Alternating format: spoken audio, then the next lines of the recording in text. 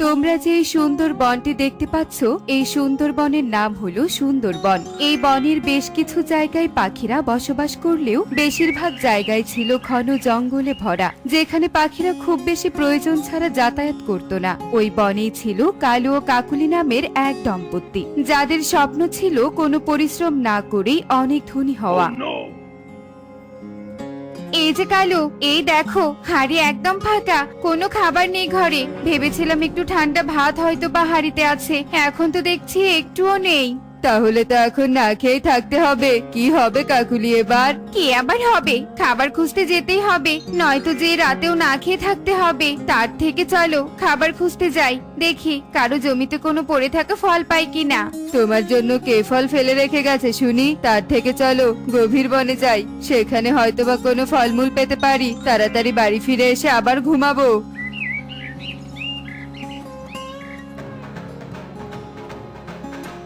কালু এভাবে ঢাকঢোল বাজাচ্ছে কেন শুনি? কার আবার বিয়ে হচ্ছে? কাকুলি, ওই দেখো কবুতর দাদা বিয়ে করে নতুন বউ নিয়ে বাড়িতে যাচ্ছে, সাথে আবার কত কত উপহার। ঠিক বলেছো কালু, কবুতর দাদা হয়তো অনেক ধনী পাখিকে বিয়ে করেছে। এটা তো কবুতর দাদা ছোট বউ, প্রথম বউ তো ওপারে চলে গেছে। হ্যাঁ কাকুলি, আমিও কবুতর দাদার মতো হতে পারতাম যদি তুমিও। কি, তুমি আমাকে ওপারে চলে যেতে বলছো? হায় হায় হায় রে, তোমার মতো অলসের সাথে আমি আছি, এটাই তোমার ভাগ্য। কেঁদো না কাকুলি, আর কেঁদো না, এমনিতেই না খেয়ে আছো। শোনো, আমার মাথায় একটা বুদ্ধি এসেছে, শুনবে তুমি? শোনো। আরে বাহ কালু, এটা তো বেশ ভালো বুদ্ধি, আমি রাজি। আগে একটা কুঠির বের করতে হবে। কাকুলি কালুর কথা মতো রাজি হয়ে যায় আর ভীষণ হাসতে থাকে। কালু, আমি তো এটাই চাই, আমি সারাদিন শুয়ে বসে থেকে খাবার খেতে পারবো। কাকুলির সাথে কথা বলে কালু একাই বাড়িতে চলে আসে আর ভীষণ কাঁদতে থাকে।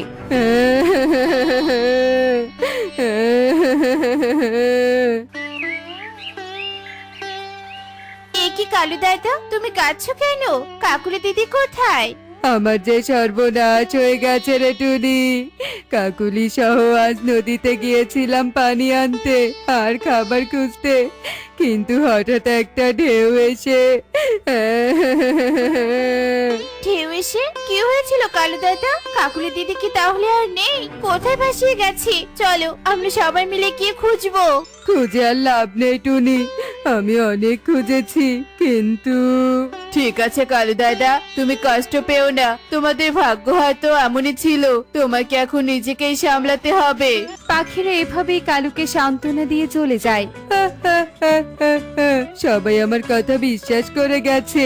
কালু কাক সবাইকে বোকা বানাতে পেয়ে ভীষণ খুশি হয়। এভাবেই সেই দিন কেটে যায়। বলছিলাম কি মোরল বাবু, আমাকে আপনার জমিতে একটা কাজের ব্যবস্থা করে দিবেন? আমি এখন থেকে কাজ করে খেতে চাই। আমি কি ভুল শুনছি নাকি কালু? তুই কি না করবি কাজ? এতদিন তো অলসতা করে দিন কাটিয়েছিস। আমি পরিশ্রমী হতে চাই, এখন থেকে নিজে উপার্জন করতে চাই। আপনি একটা কাজ দিন মোরল বাবু। মোরল বাবু, কালু নিজেকে পরিবর্তন করতে চাইছে, আপনি ওকে একটা কাজ দিন। তোমার এই পরিবর্তন দেখে আমার খুব ভালো লাগছে কালু দাদা। সবার এমন কথা শুনে মোরল কালুকে একটা কাজ দেয় আর কালু কাজ করতে থাকে। অলস কালুর এমন পরিবর্তন দেখে পাখিরা বেশ খুশি হয়। এ কি কালু, তুই আমার বাড়িতে? কি হয়েছে? বলছিলাম কি সুখী দিদি, আমাকে একটু খাবার খেতে দিবে? আসলে আমি তো রান্না করতে পারি না, তাই খেতেও পারি না। দোকানের কেনা খাবার আমি একদম খেতে পারি না। আহারে, তুই চিন্তা করিস না কালু, আমি তোকে এক্ষুনি খাবার দিচ্ছি। সুখী পায়রা কালুকে খাবার খেতে দেয় আর খাবার খেয়ে কালু চলে যায়। এভাবেই কালু প্রতিদিন রান্না না করার বাহানায় সবার বাড়িতেই খাবার খেত। এ কি, তোমরা আমার বাড়িতে এত সকালে? কিছু কি হয়েছে? তোমরা কষ্ট করে এলে কেন? আমাকে ডেকে পাঠালেই তো আমি যেতাম। না না কালু দাদা, তোমার এমন পরিবর্তন দেখে আমরা অনেক খুশি, তাই তো তোমার জন্য একটা প্রস্তাব নিয়ে এসেছি। প্রস্তাব? কিসের প্রস্তাব? বলছিলাম কি কালু, তুই তো একাই বাড়িতে থাকিস, রান্না বান্নারও অসুবিধা, তাই তোর জন্য একটা বিয়ের সম্বন্ধ নিয়ে এসেছি। পাশের গ্রামের মুন্নি বেশ ধনী পাখি আর ভালো, তোরা অনেক অনেক সুখী হবি। আরে আরে এ আমি স্বপ্ন দেখছি নাকি? ঠিক আছে টুনি, তোরা যা ভালো বুঝিস, আমি রাজি। তাহলে বিয়ের আয়োজন শুরু হয়ে যাক। আরে আরে আমার এত আনন্দ লাগছে কেন? আমি তাহলে ঠিকঠাক ভাবে নাটক করতে পেরেছি? পাখিরা কি সহজে আমাকে বিশ্বাস করলো? এবার ধনী পাখিকে বিয়ে করে পায়ের ওপর পা দিয়ে খাবো। উফ বাবা, এতদিন কাজ করতে করতে শরীর ব্যথা হয়ে গেছে। যাই কাকুলিকে গিয়ে আনন্দের খবরটা জানিয়ে দিয়ে আসি। কালু ভীষণ হাসতে থাকে আর হাসতে হাসতে কাকুলিকে খবর দিতে যায়। শোনো সবাই, আমরা পাখিরা কিন্তু অনেক সাজগোজ করব আর কালু দাদার বাড়ি অনেক সুন্দর করে সাজাতে হবে। ঠিক বলেছো দিদি, ধুমধাম করে কালু দাদার বিয়ের আয়োজন হবে। কতদিন থেকে বিয়ের অনুষ্ঠান হয় না বনে। তোমরা শুধু বাড়ির আনন্দের কথা বলছো, কিন্তু আমাদের ছোটদের কথা তো একবারও ভাবছো না। আমরা ঢোল বাজাতে চাই মা, ঢোল বাজাতে চাই। হ্যাঁ হ্যাঁ, আমরা ঢোল বাজাতে চাই। আমাদের ঢোল বানিয়ে দাও না মা। সে কি রে, ঢোল? ঢোল তো কাঠ দিয়ে বানাতে হবে। এখন গভীর বনে কে যাবে শুনি? তোদের আমরা পরে ঢোল বানিয়ে দিব। তোদের তোতামেশর বিয়েতে বাজাস কেমন? এখন আর জেদ করিস না তো। ছানারা অনেক জেদ করলেও বড়রা তাদের বুঝিয়ে শুনিয়ে নেয়। এরপর ধুমধাম করে কালুর সাথে মুন্নির বিয়ে হয় আর পাখিরা সবাই কালুর ছোট বউয়ের প্রশংসা করতে থাকে। এভাবেই সেই দিন কেটে যায়। একে কালু, তুমি পড়ে পড়ে ঘুমাচ্ছ কেন? কাজে যাবে না নাকি? কত বেলা হয়ে গেছে। আমাকে একটু শান্তি মতো ঘুমাতে দাও মুন্নি, আমার শরীরটা বড্ড খারাপ। তুমি এখান থেকে চলে যাও। তাহলে রান্না বান্না কিভাবে করবো শুনি? ঘরে তো কোনো বাজার নেই। তোমার তো অনেক টাকা মুন্নি, সেগুলো দিয়ে কিনে নিয়ে এসো।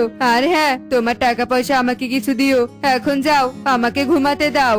মুন্নি অবাক হয়ে সেখান থেকে চলে যায়। এদিকে কালু আবারও অলসতা শুরু করে দেয়। তুমি আমাকে ঢোল বানিয়ে দিতে চেয়েছিলে, তুমি আজকে আমাকে ঢোল বানিয়ে দাও না মা, নয়তো আমি খুব কান্না করব। কাঁদিস না মা, কাঁদিস না। আজ তো তাহলে বনের গভীরে যেতে হবে। দাঁড়া, সুখী দিদিদের গিয়ে বলছি ওরা যাবে কিনা। সারাদিন এত এত খাবার আর ঘুমাতে আমার ভীষণ ভালো লাগছে। এখানে কেউ আমাকে বিরক্ত করে না। এদিকে কালু সবাইকে বোকা বানাচ্ছে আর কালুর ছোট বউ কত বোকা।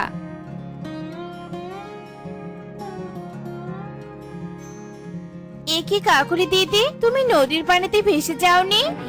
ইয়ে মানে ইয়ে কি এ মানে করছিস? সত্যি করে বল আমাদের। তারা যখন কথা বলছিল এমন সময় কালু অনেকগুলো খাবার নিয়ে আসে আর সবাইকে দেখে ভীষণ ভয় পেয়ে যায়। এ কি কালু দাদা, এত খাবার তুমি কার জন্য এনেছো? তার মানে তুমি কাকুলি দিদির কথা জানতে?